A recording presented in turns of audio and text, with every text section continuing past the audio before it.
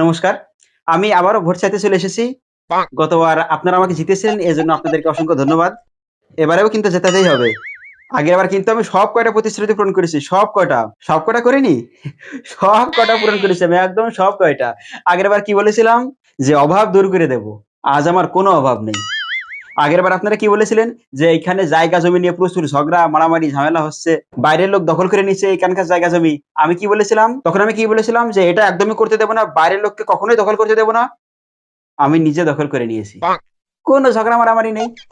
আপনারা বলেছিলেন যে প্রাইমারি স্কুলে মদের ঠেক জোয়ার আসর বসেছে। এটা শুনে আমি রেগে যাই না আগেরবার?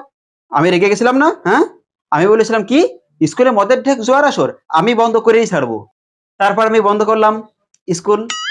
আমি ভোটের আগে আপনাদের কি প্রতিশ্রুতি দিয়েছিলাম? যে ভোটের পরে আমি সপ্তাহে ১ দিন হলেও আপনাদের সাথে দেখা করতে আসবো। আমি সপ্তাহে ২ দিন আসতাম। কি ২ দিন আসেনি সপ্তাহে? প্রত্যেক সপ্তাহে ২ দিন আসেনি?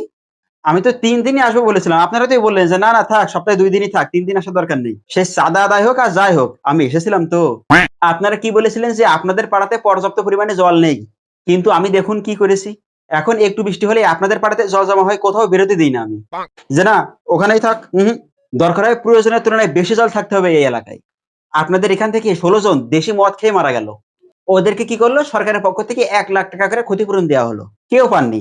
অনেকেই বলছেন যে, আমরা পাইনি। পাবেন কি করে? মেইন প্রবলেমটাই কি? দেশি মদের। আমাদের দেশি মদটাকে নির্মূল করতে হবে। একদম পুরো তুলে দিতে হবে দেশ থেকে। তার জন্য আমি ওই ৳১৬,০০,০০০ দিয়ে বিলাতি মদের দোকানের ব্যবস্থা করে দিয়েছি এখানে। আপনি তো কোনো কাজই করেননি এখানে। এই কাজ করিনি মানে আমি কি বলে এটা? এটা কে দেখতো? আয় তো, ধর তো এটাকে। কাজ করিনি মানে আমি? কাজ করিনি মানে? কন্টিনিউ কাজ চলছে একদম। সাহস থাকলে বাড়িতে গিয়ে দেখে আসো। এখনো পাইপলাইনের কাজ চলছে। আমি তো গ্রামের কাজের কথা বলছি। গ্রামের? তুমি আমার ইমেজ খারাপ করতে চাইছো? একে ধর। আমার ইমেজ খারাপ করতে চাইছে।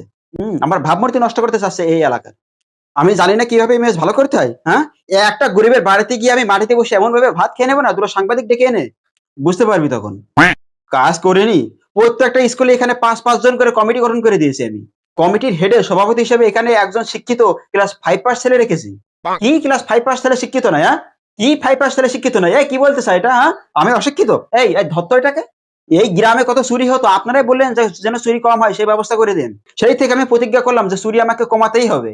সমস্ত চোরদেরকে আমি পার্টিতে ঢোকালাম। আর চুরি হয় না এই এলাকায়। চুরি হয়েছে একটাও?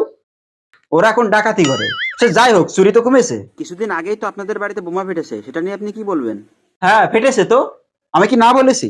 আমি তো ওকে জেলে ঢুকিয়েছি। ওর নামে কেস করে দিয়েছি।